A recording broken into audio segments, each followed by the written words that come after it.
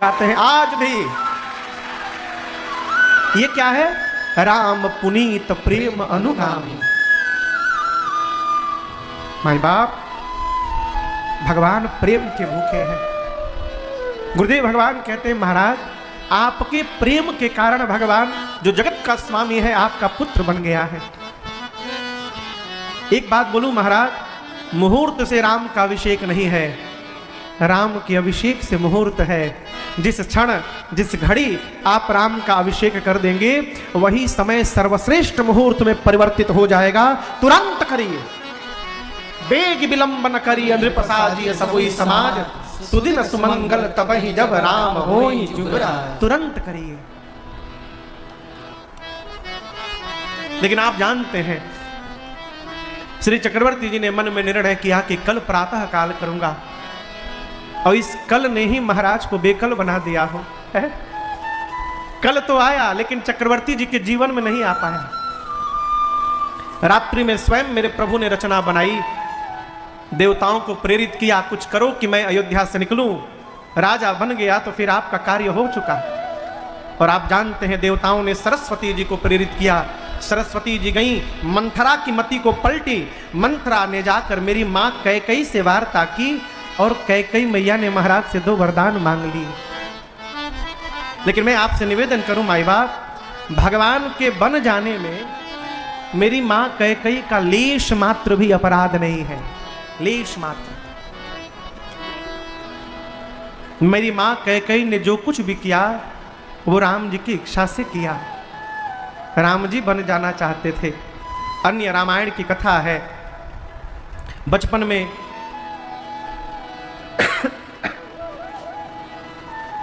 में एक दिन खेलते खेलते राम जी मां कैकेयी की आंखों को पीछे से ऐसे बंद कर लिए। अब पूछे मां कौन है मां? कैकेयी मैया सोचने लगी कौन ऐसा कर सकता है, बोली लक्ष्मण हो ना। राम जी हाथ हटा के बोले मां तू हार गई, मैं राम हूं। मां ने राम जी को गोद में बिठाया, कहा मेरे लल्ला ने मुझे हरा दिया, राम मांगो क्या चाहिए। राम जी ने कहा कि मां जो मांगूंगा दोगी। कैकेयी मां ने कहा संशय है क्या राम? पुत्र प्राण मांग लोगे ना, प्राण निकाल के रख दूंगी सामने, मांग कर तो देखो। राम जी ने कहा मां अब मैं प्राण नहीं मांगूंगा, प्राण मांगूंगा तो आप मर जाओगी, लेकिन मैं जो मांगने वाला हूं मां उसमें मरोगी तो नहीं तुम, लेकिन मरे जैसी हो जाओगी। कोई तुमसे बात नहीं करेगा, कोई तुम्हारा मुख नहीं देखेगा, लोग तुम्हें बहुत कुछ कहेंगे, सबकी नजरों से गिर जाओगी। मां कैकेयी सुनती रही।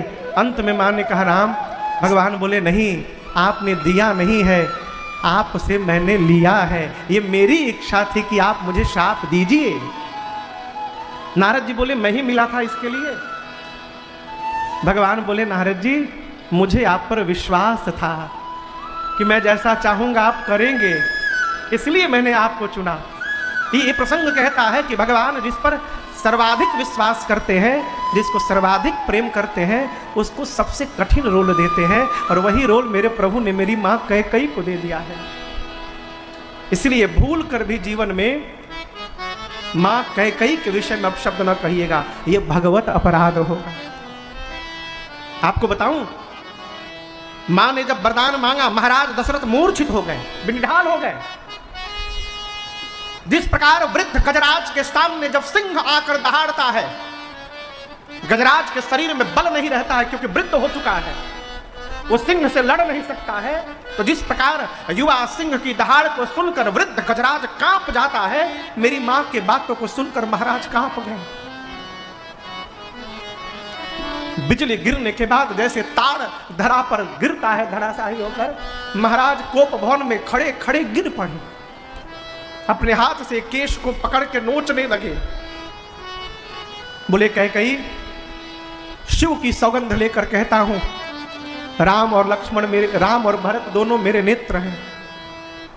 आप चाहती हो कि राम के स्थान पर भरत को राजा बना दूं? कुछ दिनों की बात है, बुलाकर तुम्हारे सामने राजा बनाऊंगा।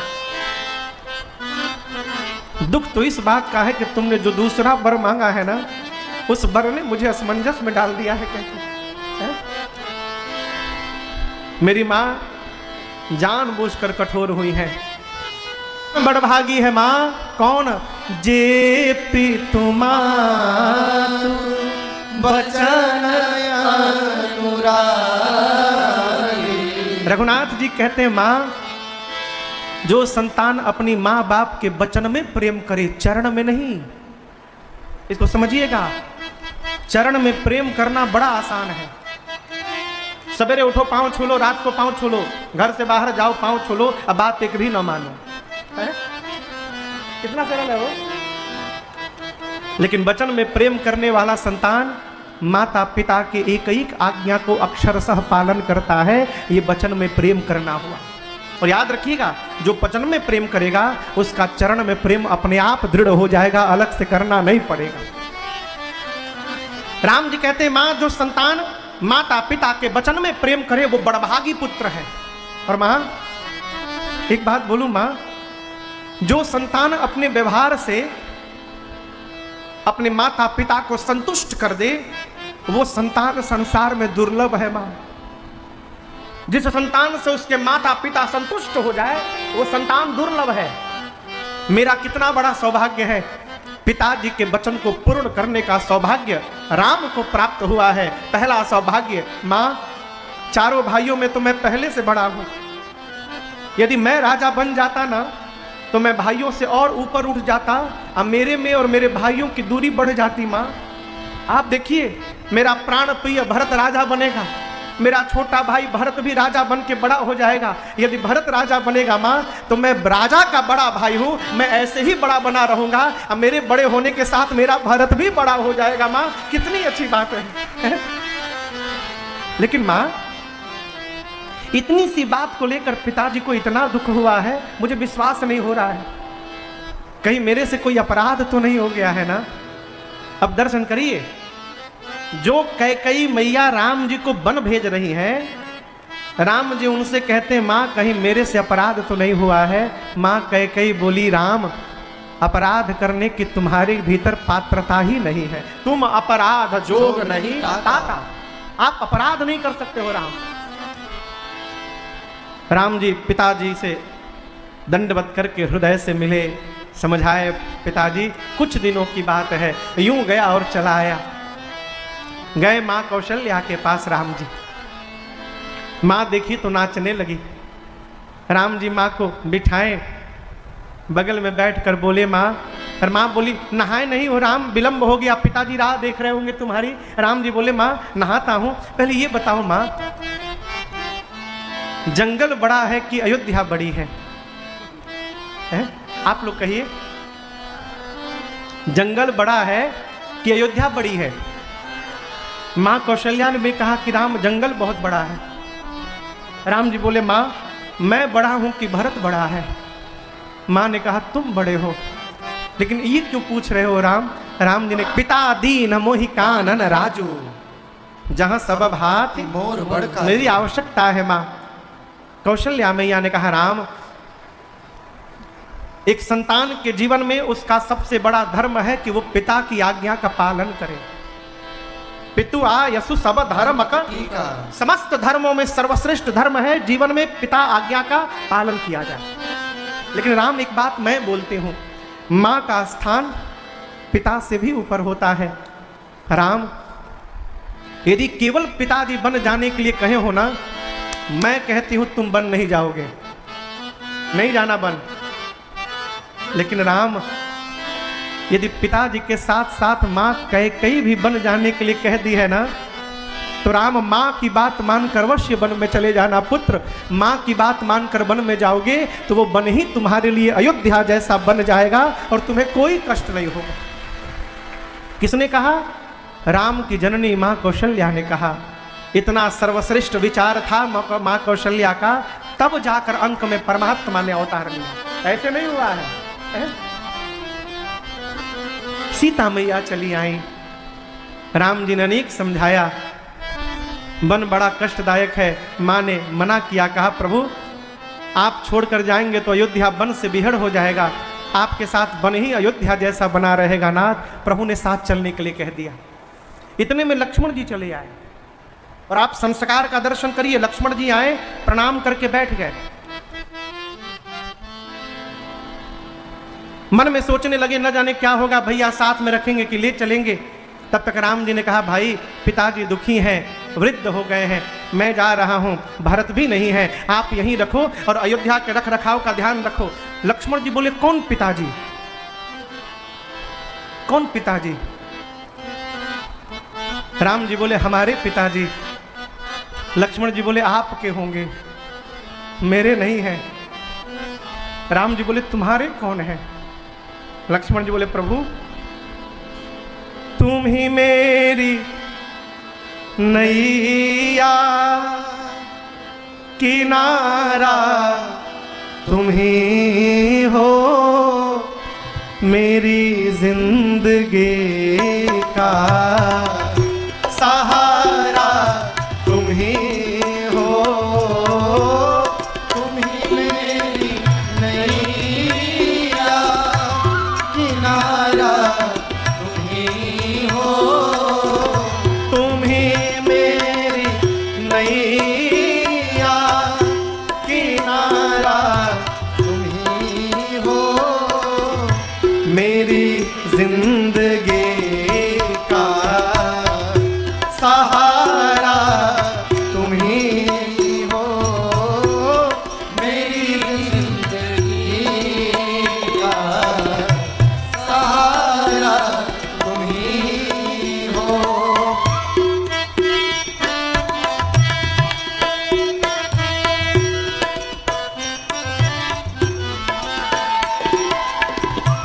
तुम ही सूर्य बन कर चमकते हो प्यारे, तुम ही सूर्य बन। आ रहा है, क्या उस बात को सेवक को समाज में किसी से बताना चाहिए? कहिए। राम जी यदि अपना पहचान छिपा रहे हैं तो लक्ष्मण जी भगवान का पहचान क्यों बता रहे हैं? ये सोचने वाला विषय है। एक दिन मैं सोच रहा था, लक्ष्मण जी क्यों बताएं? अब यहां समझिएगा, लक्ष्मण जी बताए नहीं हैं, लक्ष्मण जी से बतवाया जा रहा है। क्यों? देखिए, बात वो नहीं होती जो सुनी जाती है, बात कही जाती है किसी और से। सुनने वाला कितना, सामने वाला कितना समझता है भगवान जाने, बगल में बैठा हुआ समझ जाता है। लक्ष्मण जी कह रहे हैं निषाद राजगुह से, लेकिन इस बात को समझ रहे हैं, बगल में पहरा दे रहे हैं हमारे केवट भैया। आज मेरे भगवान इन केवट जी को अपना चरणामृत पान कराना चाहते हैं, इसलिए स्वयं राम जी लक्ष्मण जी के हृदय से बोल रहे हैं कि लक्ष्मण बोलो। क्यों? केवट जब पता चलेगा कि मैं भगवान हूं और मेरे चरणों का प्रेम ही संसार नहीं अखिल ब्रह्मांड का प्रेम है, परमार्थ है, तो ये केवट मेरे चरणों के लिए ललायित हो जाएंगे और मैं इनको अपना चरणामृत प्रदान करूंगा। केवट जी को चरणामृत देना है, इसलिए भगवान ने लक्ष्मण जी को माध्यम बना के अपना परिचय उजागर कराया। प्रातः काल हुआ, बरगद के वृक्ष के दूध को मंगाकर प्रभु ने केश में लगाकर लक्ष्मण जी के साथ सिर पे जटाओं का मुकुट बनाया। सुमंत जी ने प्रार्थना की, प्रभु वापस चलिए। सत्य के दुहाई देकर भगवान ने मना किया। सीता जी से निवेदन किया, सीता मैया ने भी मना कर दिया। बरबस राम सुमंत पठाए, उसके बाद सुरसरी तीर आप तब आए।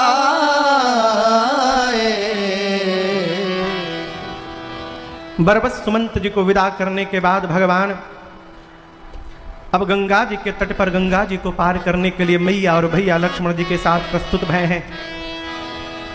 यहाँ एक व्यवहार का दर्शन करिए। सेवक के स्वामी के साथ जब सेवक चलता है ना, तो स्वामी निश्चिंत रहते हैं, क्योंकि मार्ग का सारा व्यवहार सेवक पूर्ण करते हैं। गुरु जी चलेंगे तो चेला व्यवस्था करेगा कि गुरु जी किस गाड़ी में जाएंगे, गुरु जी नहीं करेंगे। राम जी के साथ लक्ष्मण जी सेवा करने के लिए हैं, तो राम जी को नाव मांगने की क्या आवश्यकता थी जब लक्ष्मण जी हैं यहाँ पर? तो प्रश्न है ना, राम जी क्यों मांगे? राम जी जानते हैं कि आज केवट जी नाव लेके आने वाले नहीं है। राम जी अपने भाई साहब को भी जानते हैं, हाई टेम्पर आदमी है ये। एक बार ना सुन लिया, कहीं धनुष बाण निकाल के हमारे भगत को बाण चला दिया तो भगत हमारा मर जाएगा। वो आज भगत को बचाना है, इसलिए राम जी कहें लक्ष्मण जी से कि देखिए लक्ष्मण जी, मैनेजमेंट कैसे किया जाता है आप पहले सीखिए। किसी से कोई सामान कितनी विनम्रता से मांगनी चाहिए मैं दिखाता हूं, आप देखिए, फिर आप आगे करिएगा व्यवस्था। लक्ष्मण जी बोले जो आज्ञा प्रभु। इधर केवट जी प्रातः बेला में ही निषाद रात से वरदान मांग लिए, प्रभु आज एक वरदान दे दीजिए, मैं चाहता हूं कि मुझे छोड़कर दूसरा कोई नाविक गंगा किनारे न पहुंचे। निषाद जी पूछे क्यों? केवट जी बोले मैं चाहता हूं राम जी हमारे नाव में बैठ के उस पार जाएं, इसलिए आप डुगडुगी बजवा दीजिए। डुगडुगी बज गई। केवट जी नाव को किनारे से खोल के बीच नदी में ले जाके खड़ा किए। सोचे किनारे रखूंगा, कहीं राम जी आके चढ़ी के बोले ले चलो, फिर क्या करूंगा, पहुंच से दूर रखो। बीच नदी में नाव खड़ी है, मन में सोचते हैं यदि भगवान होंगे तो पांव छूने देंगे, मांगेंगे, जीव होंगे तो जोर से आदेश देंगे, मांगेंगे नहीं, नाव ले आओ और पांव भी छूने नहीं देंगे। लेकिन भगवान के मांगने की विधि ने ही केवट जी का सारा भ्रम समाप्त कर दिया। भगवान गए गंगा तट पर, और आप दर्शन करिए जो परमात्मा सबको प्रदान करते हैं वो रघुनाथ जी। इज मांगी नावन केवट आना, मांगी नावन केवट आना, ऊपर से कहे तुम्हारा मरम मैं जाना, कहे तुम्हारे मरम मैं जाना, चरण कमल रज कहूँ सब कहे, चरण कमल रज कहूँ सब मानुष करनी मोरे कछुआए, मानुष करनी मोरे कछुआए। मैंने सुना है छुअत शिला भई नारे सुहाए, छुअत शिला भई नारे सुहाए। राघव जी आहन ते न काठ कठिनाई, आहन ते न काठ कठिनाई, तरनी मुनि घरनी होई जाए,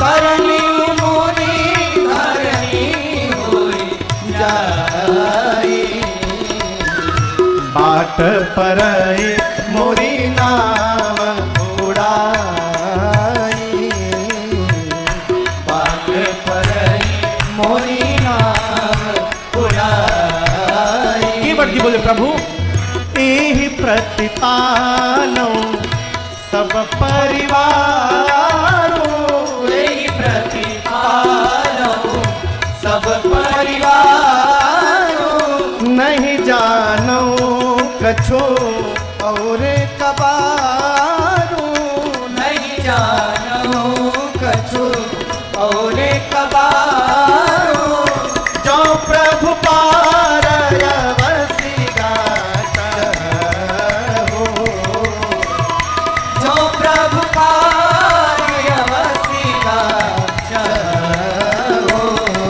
फिर मोहि पद पदुम पखारन कहो, मोहि पद पदुम पखारन कहो, मोहि पद पदुम पखारन कहो। भगवान ने केवल एक वाक्य कहा, केवट जी नाव लाइए, बस। केवट जी बोले हम नहीं लाएंगे। क्यों नहीं लाएंगे? हम आपका मरम जान गए हैं। अरे मरम तोर जानीला हे रघुरैया, मरम तोर जानीला हे रघुरैया। क्या जानता रहो? गोड़ावा के धुरिया में अरे जदुआ भरल बाटे गोड़वा के धुरिया में, जदुआ भरल बाटे मरम तोर जानीला हे रघुरैया, मरम तोर जानीला हे रघुरैया। भगवान लक्ष्मण जी पूछे कौन सा मर्म जान गए। अब यहां देखिए कई अर्थ है, एक दो बात मैं आपसे निवेदन करूं। केवट जी बोले मैं ये मर्म जान गया कि आप कौन हैं। भगवान पूछे कैसे जान गए। केवट जी बोले प्रभु आपके मांगने के ढंग से जान गए आप कौन हैं।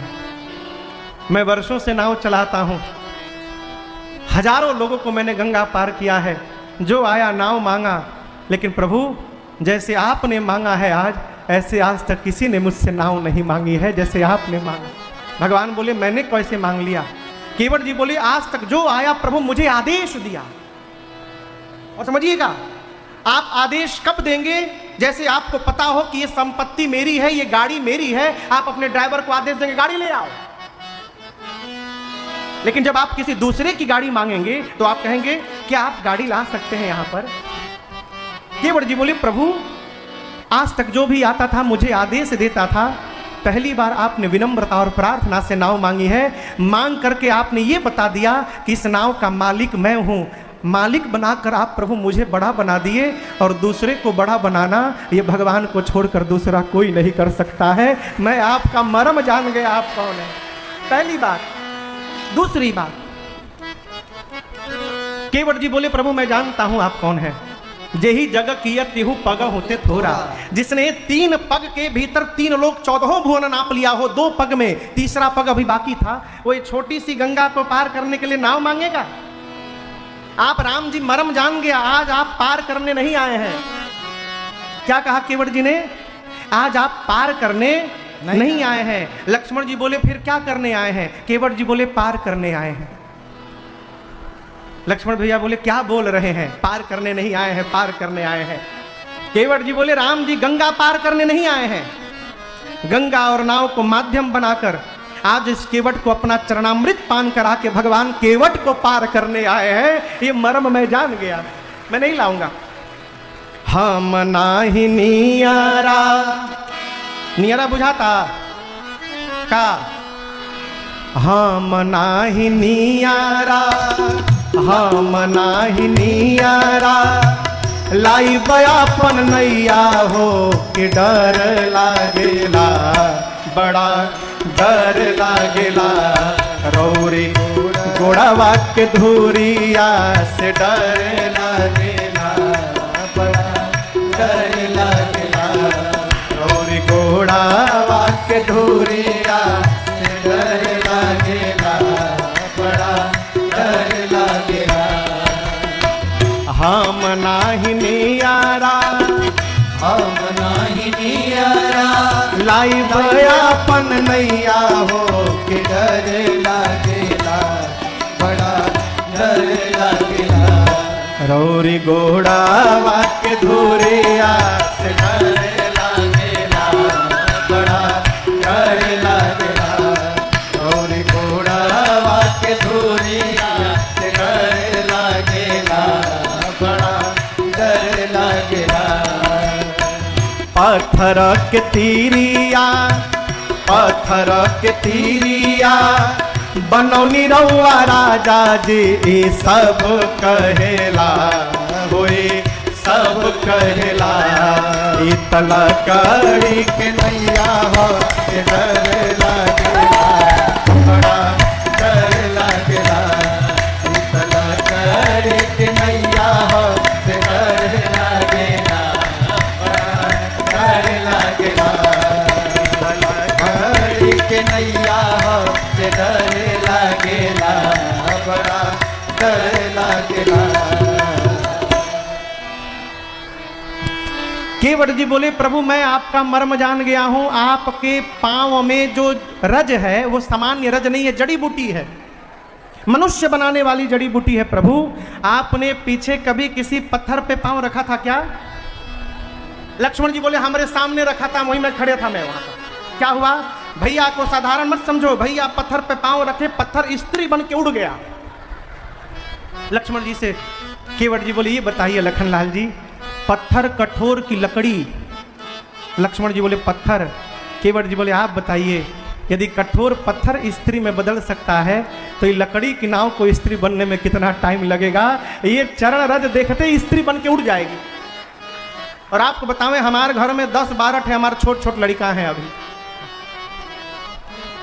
घर में भोजन नहीं है, हो नाव चलेगी तो रात में भोजन जाएगा, और नाव ही समाप्त हो गई तो हमारे लड़का भूखों मरी जाएंगे। प्रभु पाँव धुलवाइए, जड़ी बूटी निकाल करके बाहर करता हूं, फिर बैठिए उस पार पहुंचा दूंगा आपको। लक्ष्मण जी बोले भैया पहली बार आपने कौन मैनेजमेंट संभाला, आपका मैनेजमेंट फेल हो गया। देखिए मांग रहे हैं, मना कर दिया, मैं मांगता मना करता बता दिया होता। राम जी बोले इसीलिए नहीं मांगने दिया कि आप बता दिए होते। राम जी बोले अरे भक्त है मेरा। लक्ष्मण जी बोले जो जो आपकी बात न माने सब आपकी भक्त। राम जी बोले और कौन नहीं मान रहा है? लक्ष्मण जी बोले पीछे देखिए, सुमंत जी को कहा ना कि अयोध्या जाओ, देखिए खड़े हैं, रथ लेकर गए नहीं है, उधर देखिए। उनको कह रहे हैं चले जाओ, वो जा नहीं रहे हैं। इनको कह रहे हैं भाई साहब आ जाओ, ये आ नहीं रहे हैं। आप जिससे जो कहते हैं वो उसका उल्टा करता है। राम जी बोले लक्ष्मण जी से अयोध्या से चलते समय मैंने आपको मना किया था मत चलो, मना किया ना? सीता को मना किया था मत चलो, आप दोनों मेरी बात माने थे। जब चलते समय आप दोनों मेरी बात नहीं माने, मैं समझ गया कि मेरी बोहनी बिगड़ गई आज।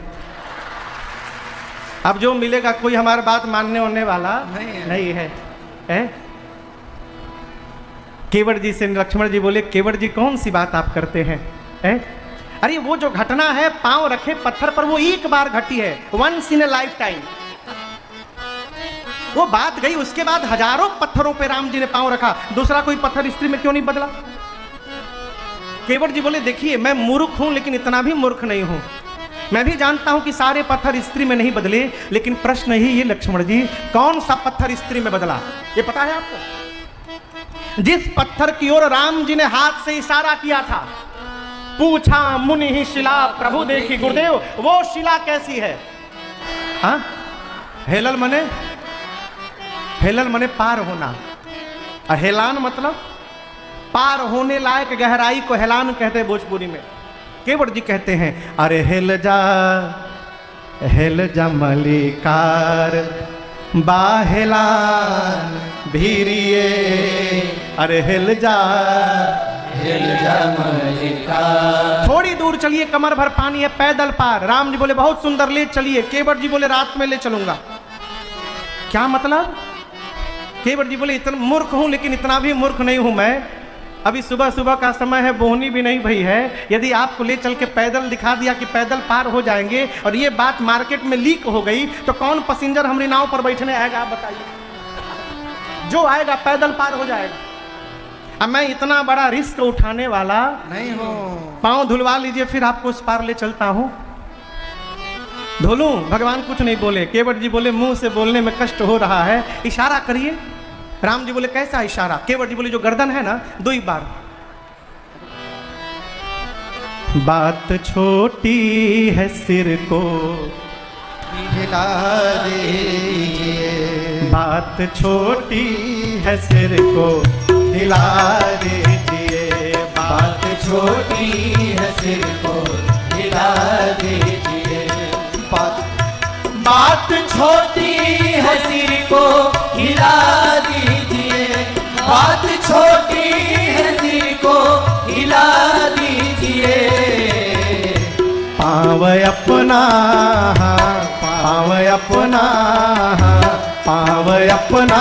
प्रभु जी धुला लीजिए, पाँव अपना प्रभु जी धुला लीजिए, बात छोटी है सिर को हिला दीजिए, बात छोटी है सिर को हिला दीजिए।